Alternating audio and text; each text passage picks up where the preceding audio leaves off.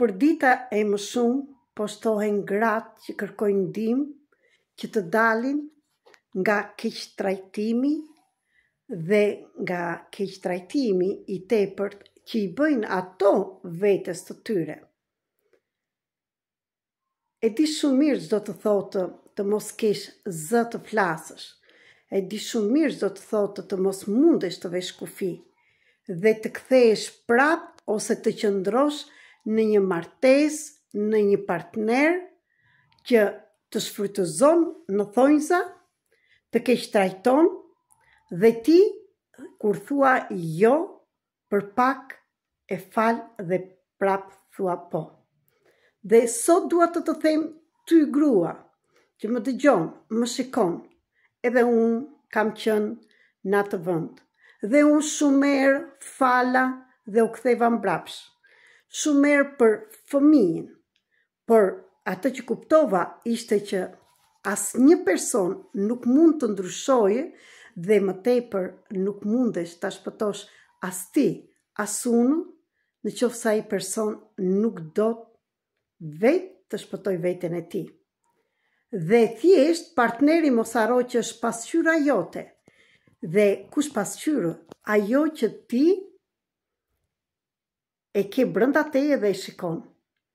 Nuk është partneri që nuk të respekton dhe të keq trajton dhe të thyen kufijt, sepse në radhë të parë nuk i ke vënë fare dhe kur mësohesh pak ti vesh ashtu si edhe unë, atëre partneri përballë, nga që e di që të gjithmonë ke thënë jo dhe pasaj jo ne ke bërë po, vazhdon të shfrytëzojë dhe të përdori, sepse e di që ti ke frikën e braktisjes, të mos prishësh familjen, ke frikën se mos ngelesh vetëm, ke frikë se ku do gjesh një partner tjetër.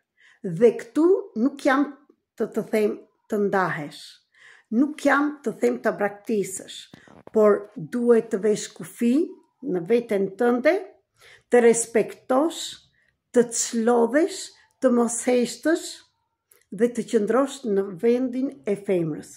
Jo të bësh dhe punën e burrit edhe pastaj ankohesh. Nuk ta them ty dhe nuk të kritikoj, ja them dhe vetes akoma, se akoma dhe unë nuk mund të them që 100% e kam realizuar. Jam në hato hapa dhe në një nivel që është shkëputja e fundit. Pse bën këto? Sepse gjinia maskullore e parë që ti njohe, që nuk të respektovi, nuk të vlerësovi ishte babai jot.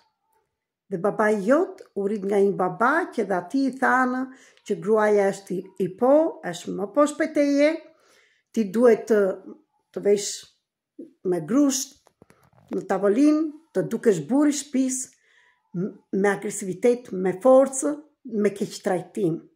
Nuk i tha që të hapësh zemrën dhe të liroj emocionet. Prandaj nuk ka faj as edhe një. Prandaj ju bëj thirrje ju burrave, gjithashtu edhe ju grave. Shikoni si kush të bëj atë që do për veten e saj, të ti. Hapni zemrat, flisni, sepse as ju s'kaloni mirë, as ne gratë nuk kalojnë mirë me këtë gjendje. Mos prishën familjet kot. Edhe ato që gjoja shi mbajnë familjen, jemi me ata burra ose me ato gra, dhe fëmijët i plagosen, sepse nuk shikojnë dashurinë, po shikojnë që njeri përdor tjetrin. Prandaj nuk i dilet as me gënjeshtra, por vetëm me të vërtetë. Hapni zemrat.